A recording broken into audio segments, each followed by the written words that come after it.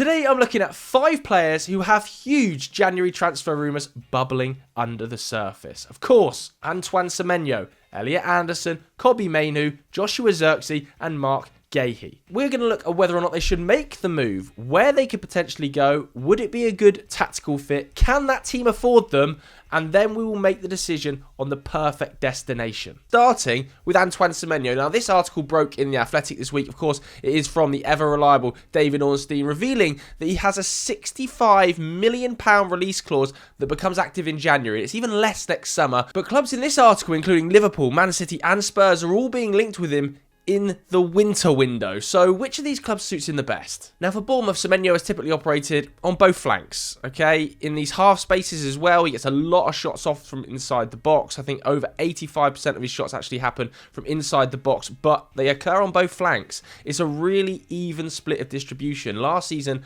he was the most two-footed goal scorer in the Premier League. It was pretty much an identical split left foot to right. He's an amazing ball striker with both feet. So he could play on the left, he could play on the right for Liverpool.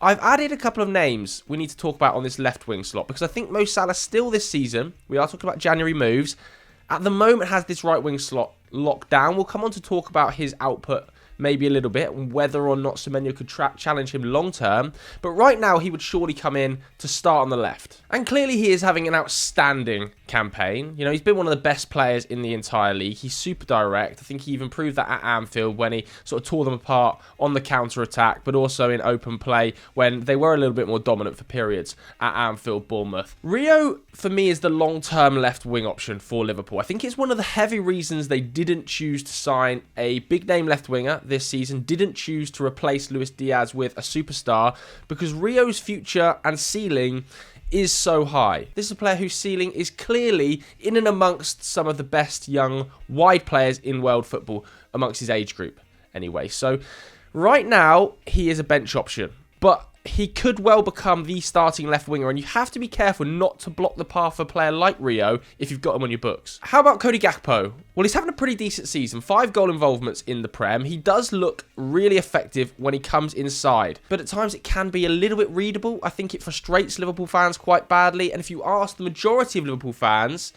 they might well say that Cody Gakpo is one of the upgradable areas in the squad, given the amount of money and volume they signed in the summer. As for Florian Wirtz, I just don't believe his best position is out on this left flank. I think it is in this 10 role. He wants to drift into these half spaces. He wants to drift into the 10. Just let him play in the free role in the 10. I don't see the bonus of having him out on that left-hand side when you could have a natural left winger. Given how McAllister has started the season, I think there is the option to say Szoboszlai and Gravenberch play as the double pivot, Florian Wirtz as the 10, and maybe Cody Gakpo does become upgradable on the left. If that's the case, then Antoine Semenyo obviously offers a really, really exciting option here, because he can play on the left as a replacement for Cody Gakpo and would probably start, right? That lineup there looks absolutely tantalising, but he can also long-term do this. Offer an option on the left for Mo Salah. Mo Salah drops out and Rio comes in.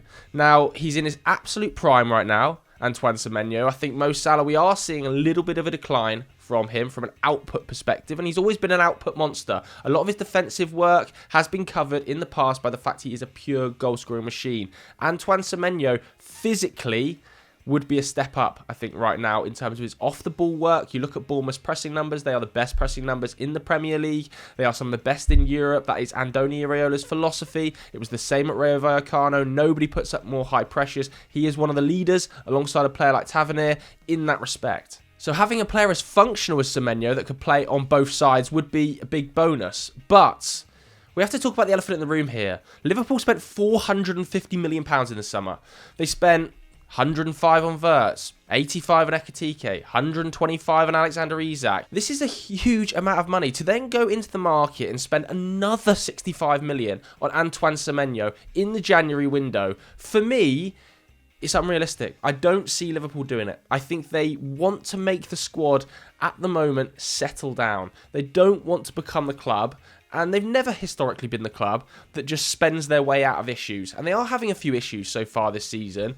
For me, the idea of Semenyo going to Liverpool for that volume in January, after the outlay they had in the summer, it doesn't align. The other teams he's been with in the article are Manchester City, I'm a little bit confused on this one. This is sort of roughly the 11 they've been scoping out in the last couple of weeks, particularly with Jeremy Doku's rise to power over the last month, including that unbelievable performance against Liverpool. It feels like that left wing slot is his right now, and I understand the output has been traditionally quite low, but given his age, given what we've seen in terms of an evolution of a player in the last 3 months, surely you have to give him a chance to thrive. He has been one of the best wingers in the league. I don't think he's been the best. I don't think he's been as good as Antoine Semenyo, but he's worked with Pep Guardiola for a number of seasons now, and I think he's slowly starting to understand exactly what Guardiola wants from him. If he improves his effectiveness, if he continues to improve his effectiveness from an assist point of view, from his goal scoring point of view, more goals on the international break,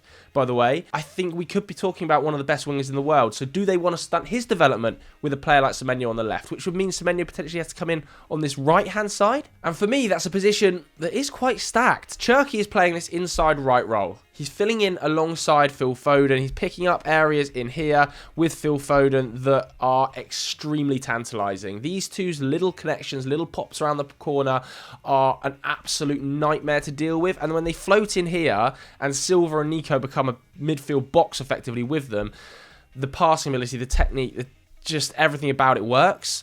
Do I see Semenyo doing that? No. So if you then take Zirkzee out the side and operate more with a traditional 4-3-3, you've got Savinho. Obviously, they staved off interest, £70 million rumours offers from Tottenham in the summer because they believe in Savinho so much. He signed a new contract. He's obviously a right-wing option. Oscar Bob, one of the best talents to come out of that academy in an awfully long time. Last season, pre-ankle break, he was being hyped as a potential starter in this team. Haven't seen loads of minutes for him this season, but when he's come onto the field, again looks effective and is still super young. Do these two then just get forgotten about because you bring a player like Semenyo in? I'm not totally sold on the fit there either. What it would allow City to do if they sign a player like Semenyo is to be more direct. Now, what we've seen is a way different style of play for Erling Haaland. He's far more direct, running in behind, picking up starting positions like this, spinning defenders into room, because these three, or four with Zirkzee in there, far more comfortable picking the ball up and distributing. What it would mean is that Semenyo, who we know is one of the most powerful runners in the league, extremely direct in transition and on counter-attack, would be able to operate in these areas, or potentially even on the other side as well, supporting Haaland in those fast breaks, supporting Haaland in a different way of City breaking down teams. I'm not totally sold on the fit here. I love Semenyo. I think his direct running would add a different string to City's bow alongside Haaland. If you saw that sort of situation happen, it is a huge threat. But with the young, wide talent City have on their books, with the effectiveness we've seen from Jeremy Doku, with the ceiling of Oscar Bob and Savinho, with Zirkzee in there, Foden in there, in the January window, I just don't see it making sense. They've spent an awful lot of money recently. I know they've sold really well. They've got big money off their books in wages, but it's just a bit of a head scratcher for me. Him at City, I don't quite see the fit. The final team we saw linked in the article was Tottenham Hotspur. They're not the final team we're going to talk about because Manchester United, also holding a heavy interest in him, tried to bid for him in the summer. So we will come on to talk about Man United in just a second. This, for me, is the most obvious fit. I think Tottenham are screaming out for a left winger and have been for some time. You know, Wilson Odobert out there, I think, is actually very effective. And he made a huge difference coming onto the field against Manchester United when he was linking up with Destiny Udogie. But he's still very raw. He is still very raw. From an output perspective, it's not really there. But you can see it in moments. He has got something, Wilson Odobert. The other option they have sort of on the left wing is they play Richarlison out there with Kolo Muani in the 9. Could they do that for the second half of this campaign? Forget about it. Stop messing about. You know, Brennan Johnson could do a job out. Forget about it. Let's stop messing about. Let's just say Spurs have to sign a left winger in the January window. The other bonus about Spurs is the money's there. They have really deep pockets at the moment, Tottenham. From an FFP point of view, they're in an outstanding position. They had money to spend in the summer window. They were going for wingers. They went for Savinho. They ended up choosing not to pursue that deal, but it felt like the money was there. The left wing slot is wide open. Antoine Semenyo would come in and be an extremely natural fit out there. He suits the way Thomas Frank wants to play. He could come inside and play alongside the number 9, as we saw at Brentford when Mbeumo and Johan Visser operated so close together and so effectively. He can offer an option on the right-hand side should Kudus be injured or be unavailable. His dual functionality in this Spurs side would be perfect. Absolutely perfect. So they can afford him. He's a good fit for the side. And it really, really improves the 11. He would immediately upgrade the entire front line. He scored more goals than anybody in the team. He's a massive assist contributor, works really hard in the press, and that's something Thomas Frank has aimed to do so far this campaign. And if we're honest, Spurs need a player like Semenyo. They don't have enough direct runners. They don't have enough goal threats. The front line without Kulusevski, without James Maddison, without Solanke is looked bereft of ideas. I think if Semenyo is on the market, and clearly he is, Ornstein has revealed he's got a £65 million on release clause. If Semenyo is on the market and Spurs don't go for him in this January window when he is gettable, I think the fans will be raging. And they should be raging because this, for me, is a real clear indicator of where Spurs are. If they go for Semenyo, they are punching right up trying to get a Champions League spot. And they can do that. If they don't go for Semenyo, I think it could end up being a missed opportunity because next summer, that buyout clause falls again to £55 million. I think even more clubs are going to be interested in him. This is a big market opportunity for Spurs. The final club we're going to talk about, Manchester United, really heavily linked with Semenyo in the summer. In fact, reportedly bid for Antoine Semenyo before going for Bryan Mbeumo, were put off by that asking price that eventually went upwards of £70 million. Well, now it's fallen down to that £65 million range. Could they re-enter the market? Not for me. I don't see it as realistic. I don't think they've got the funds to do it. And I'm not totally sure about the fit. The right 10 and the left 10 slots in this Amorim system were signed for a combined £130 million 4 months ago. Ahmad can play in there. Mason Mount more than capable of playing in there and is having a really good season. They don't need more right and left-sided 10s come wingers in this system. So I think it's pretty clear that, in my opinion, the perfect January destination for Semenyo would be Spurs. But do you leave Bournemouth in the position they're in with Iraola firing on all cylinders right now, trying to get European football for Spurs in January? Or do you hold your horses? You say, no, I'm staying at Bournemouth for another 6 months. Then I'm joining a club like Liverpool potentially as a long-term Salah replacement. I would probably stay at Bournemouth and hold out for Liverpool. But if it has to be a January move, Spurs seems the right one. Next up, we're going to talk about Elliot Anderson. Reports that Manchester United are really interested in making a move for him in January. For me, this one feels totally unrealistic. Nottingham Forest in a really powerful position. He's under an extremely long contract. Reportedly want £100 million plus to make this deal happen. Is it going to happen in January? No way. No way, right? But let's say in a hypothetical world, something happens where Manchester United finds some money down the back of the sofa, Nottingham Forest decide they want to sell, even though there's no buyout clause or anything in that contract. Would he be the right fit for Man United? Well, I think the answer is obviously he'd be perfect. He'd be absolutely sensational. What have Manchester United missed from this midfield position? They've missed players that can play the ball through the lines from the first phase. Now, Bruno Fernandes is putting up 10 progressive passes per 90. He is amongst the 3 or 4 best players in the league for progressive passes. It's Rodri levels. Rodri typically putting up about 10 progressive passes. The same Bruno Fernandes doing this season, but it's the way those progressive passes are calculated. Now, progressive passes are passes over 10 yards that move the ball forward. Bruno Fernandes, very, very risky with his progressive passes, okay? They're 40-yard crossfield balls into the wing-backs, into the number 10s, through the lines here. They're really dangerous. They're really high level. When he's in and around the box here, they're into the box, into players' feet, into these wide areas. He's very dangerous with his progressive passes because naturally he's a number 10. A player like Elliot Anderson, who is also putting up a huge volume of progressive passes, nearly 8 per 90. Not the Fernandes levels, but in a very different way. He's actually putting up the most line-breaking passes in the entire Premier League per 90, and from a much deeper position. He's much more controlled with his passing, where Bruno Fernandes wants to take risks, wants to play 40-yard balls, wants to play the Hollywood pass. Anderson is much more controlled in his tempo. He wants to set the tempo of the game with short 10-yard passes through the lines into his 10s that allow them to get up the field. You watch him for England, he finds the feet of players like Declan Rice, like Morgan Rogers really quickly in between the lines. The number 10s can then turn and get forward. He doesn't necessarily want to be playing, although he has it in his locker, these 60, 70-yard balls into wing-backs. Because he's more of a tempo controller than Bruno Fernandes, I think Manchester United would really benefit from a player like him in the squad. Now, that's not to say he would be a replacement for Bruno Fernandes, although long-term, he potentially could be. In that 8 role, he has put up big chance creation numbers, excellent set-piece delivery, but I wonder whether or not he would be a long-term replacement for a player like Casemiro. He's really combative off the ball. He wants to get on it a bit more than Casemiro and set the tempo of the team. United are at their absolute best when it's really direct, when they are transitioning with pace, when the opposition have more of the ball. Manchester United have a much higher win rate when teams have higher levels of possession than Manchester United. With a player like Elliot Anderson, who wants to put up 80 passes a game, control the tempo, dictate the passes through the lines, that would really change quite quickly. Casemiro has never been a first phase distributor, taking the ball off the centre-backs, allowing him to come in here, De Ligt goes wide, Shaw goes wide, and then distribute from there. That's never been Casemiro's game, whereas Anderson is quite comfortable picking the ball up in the first phase off the centre-backs. So yes, Anderson will be absolutely perfect for Manchester United, there's no doubt about it. There's also no doubt that Manchester United cannot afford Elliot Anderson in that January window. They're not going to spend £100 million on him in that role. And they're not the only club that are linked with him in January. His boyhood side, Newcastle, also linked with a move for Elliot Anderson, a return to St James's Park for the boy prodigy.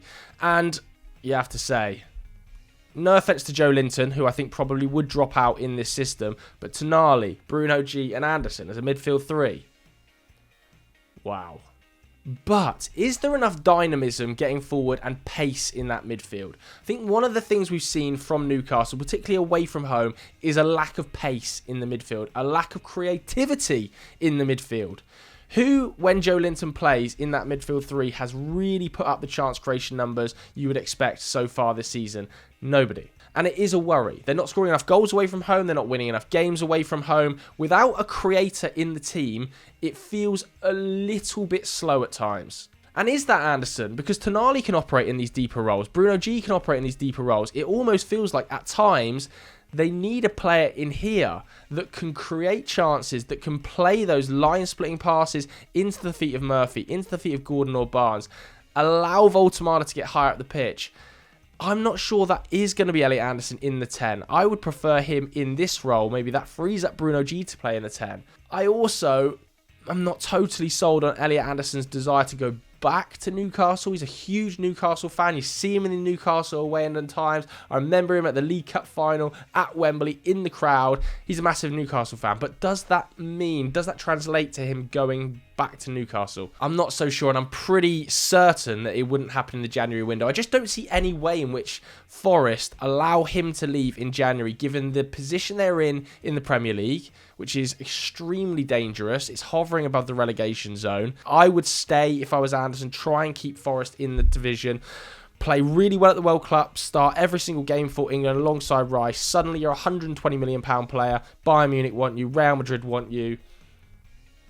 Hold your horses. That's my opinion. Next up, we're going to talk about Kobbie Mainoo, heavily linked with a January loan exit from Manchester United. Of course, desperate to go to the World Cup, not getting any minutes at Manchester United. We've got him here in this midfield role. I think he's better in these two roles, maybe. In a little bit more of a pushed up position. In and around the edge of the box, he's super effective. He's a great goal scorer from these areas. Curling the ball in here. He's a clutch moments player. Seen him score loads of goals in there. I think he's better as a 10, or at least an advanced 8 that can operate in and around the box. But he has the ability to play as a box-to-box midfielder, very calm and composed in the position. He can transition it really nicely with his ball carrying. He is a huge volume take-on player. You know, his dribble success rate is extremely high. He's so hard to get the ball off. Technically, he's amazing. I cannot believe we're in a situation where Kobbie Mainoo might leave Man United. I'm honestly seething about it. But it's looking increasingly likely that it might happen.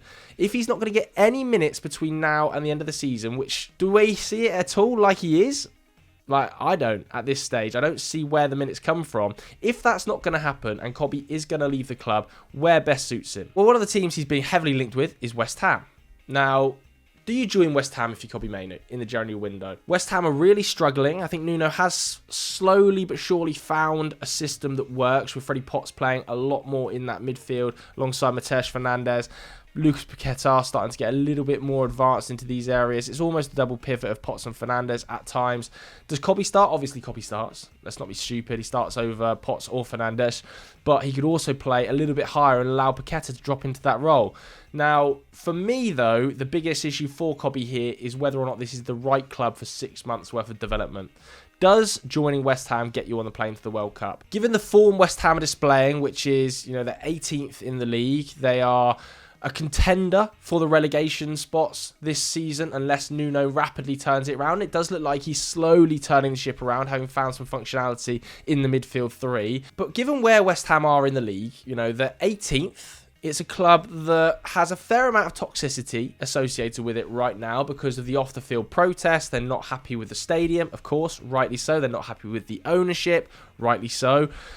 If you're Kobbie Mainoo, this January window has to be a really positive outcome. It has to be a move that works. And West Ham, as good as they are as a footballing institution and as good as a coach as Nuno is, for me, there are better options on the market that we have to discuss. One of those could well be Napoli. He is heavily linked with a loan move to Napoli to re-link up with Scott McTominay, the absolute king of Naples.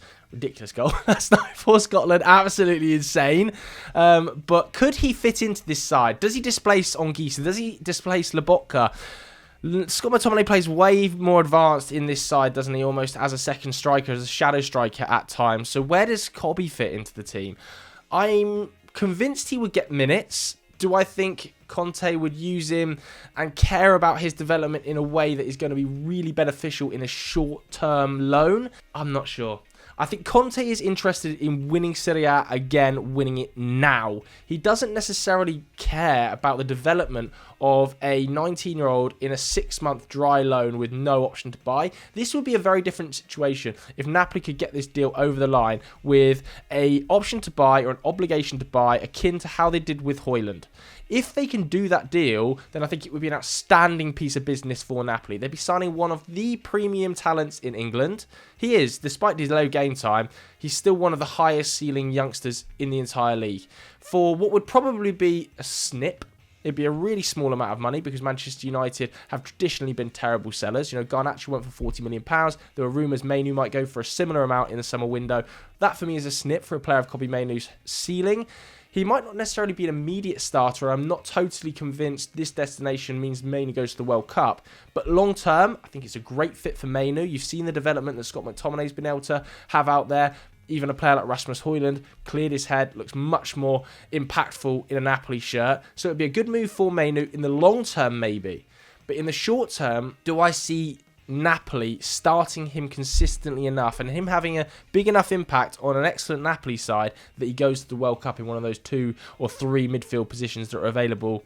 If I'm honest, no. I do think it would be a really smart move for Napoli, for Mainoo, if this was a permanent deal in the January window. Do I see Manchester United sanctioning a permanent deal in the January window?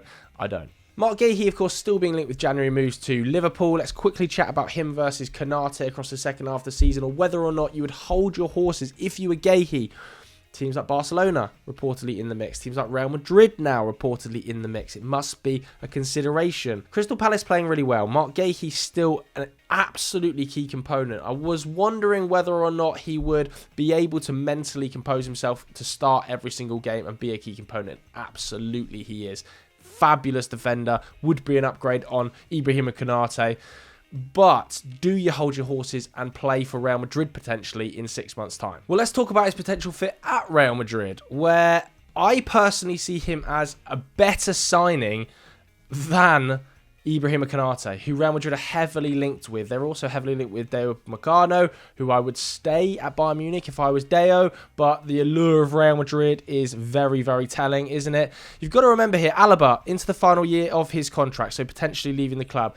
Rudiger into the final year of his contract, looking increasingly likely to leave the club. That would leave Dean Howson, Militao, and obviously Raul Asensio.